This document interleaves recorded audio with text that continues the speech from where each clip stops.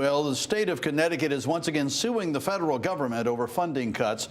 This time, the state is taking legal action against the U.S. Department of Health and Human Services for halting $11 billion in public health grants. Connecticut joined 22 other states and the District of Columbia. Fox 61's Bridget Biorlo joins us in studio with a closer look at what the state hopes to achieve here. Bridget. Sarah Brent, the coalition of states filing this lawsuit claims these cuts are illegal and could carry deadly consequences.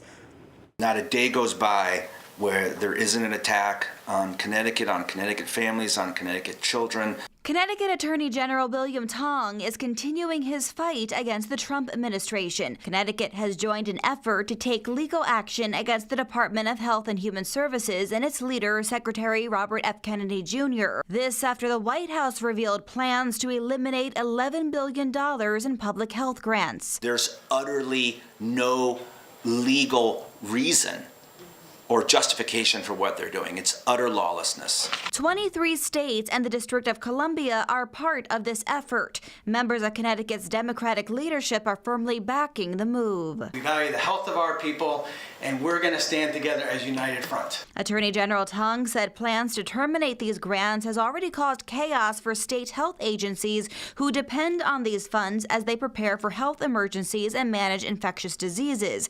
He says Connecticut stands to lose about $175 million toward virus testing, mental health services, and addiction support, among other programs. They affect all of our districts. In my district, we've lost funding for the Central Connecticut Health District, for the Middletown Health Department. These are real cuts that are affecting my constituents right now, and the silence is astonishing. It's why lawmakers are urging their Republican colleagues to join the fight against these cuts to public health. It doesn't matter whether you're a Republican, a Democrat, independent, working families, Green Party, it doesn't matter.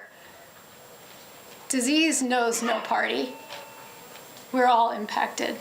The Trump administration maintains there's no longer a need for the money now that we're out of the COVID-19 pandemic, but Attorney General Tong disagrees. And then they made up this argument that that COVID is somehow expired and that they are terminating these grants for cause. They have utterly no basis for that. There's nothing in the statute, there's nothing in these grants that says that they can terminate these grants based on the expiration of the COVID pandemic. Connecticut Republicans fired back after the announcement from the Attorney General. House Republican leader Vincent Candelora had this to say, quote, "Nothing frustrates Democrats in this building more than the thought of fiscal responsibility. If they truly cared about their constituents, they'd focus on tackling spending overruns and reining in their costly freebie programs that are draining funds from core government services," end quote. In studio tonight, I'm Bridget Biorlo, Fox 61. Brent?